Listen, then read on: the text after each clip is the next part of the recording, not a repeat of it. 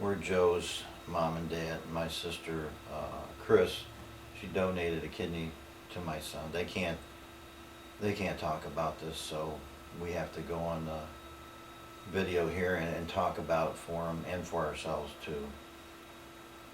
It's pretty much taken us all this time to be able to do this, but we feel like we gotta tell people how our own version of what happened.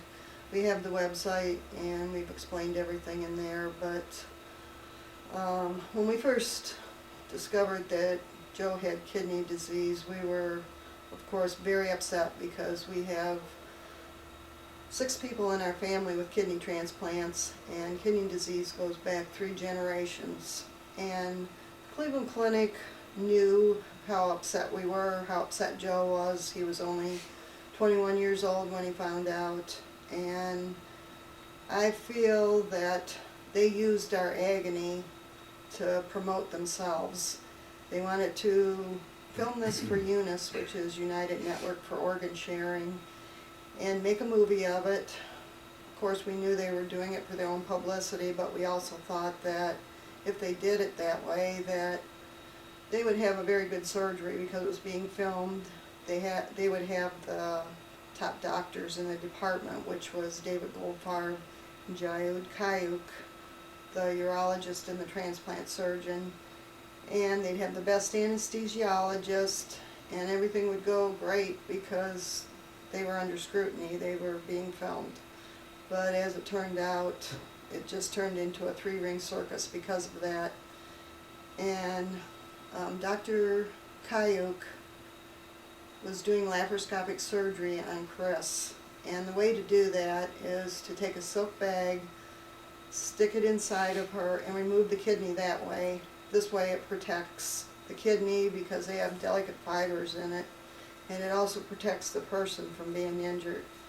But instead, they decided this was show time and they were going to show off in front of their field of doctors there. So Kayuk took his hand up inside of Chris with short surgical gloves on. He didn't even have the long ones on.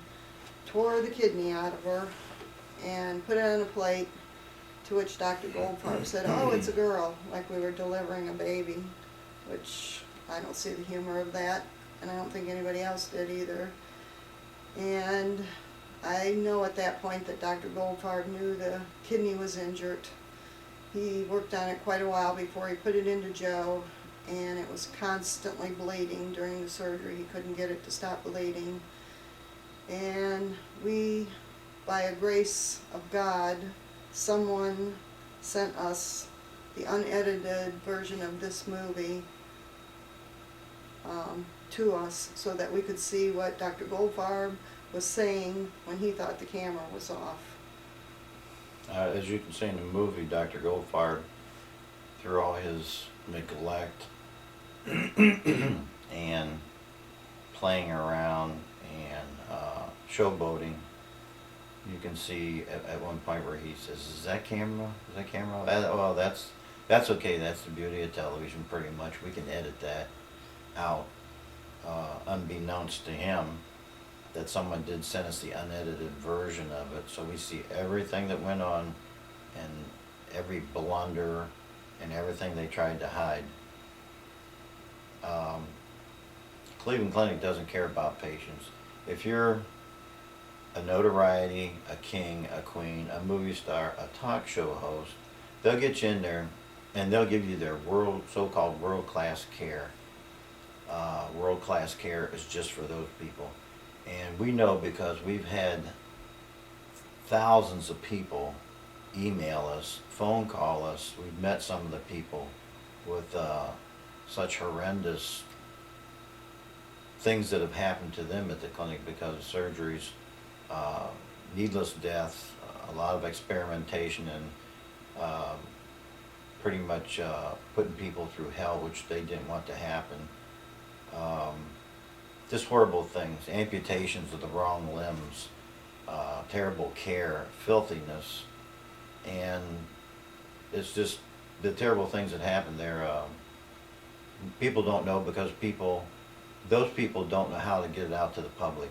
Now, you can't go to the local news stations, the Cleveland area, or for a pretty far range.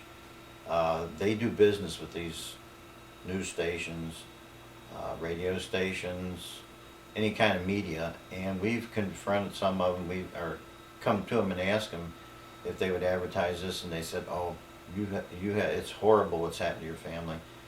But to tell you the truth, the manager of the radio station and the TV station, they just wouldn't do it because the Cleveland Clinic has too much business, and they'll pull their business, and then they'll suffer for it. And they're really sorry, and they wish they could help us. My sister went to some attorneys, which I told her I didn't think she should do, but she did on her own. And I don't blame her, but finally one attorney, a very large attorney, said, "I'm going to be honest with you, and I feel so sorry for you and your family. You have one hell of a case here. But the only thing I can say is we don't go against the Cleveland Clinic. We have an understanding with each other." So you figure that one out. It's pretty easy. They pretty much have absolutely no compassion for their patients at all. We were the big hype for one day. We weren't world-class people. We weren't rich people. It was just somebody, because of our family history, that they felt they could use to their own advantage. But when it was all said and done, and Goldfarb knew that the kidney was dead afterward, we were just yesterday's news. We were thrown to the side. They went through the so-called protocol that they would go through if a kidney wasn't functioning. But I can tell you that within a week and a half after that kidney was in there, it was not working. There was no output to it whatsoever, and I know they knew it was dead at the time, but they still put him through all the tortures, trying to pretend they were trying to save a dead kidney, just so they could say they did the right thing if and when somebody would come back on them. But us being a kidney family, we were smarter than most people. We knew how things were supposed to go, and we knew it wasn't right. And then, of course, the movie confirmed it for us.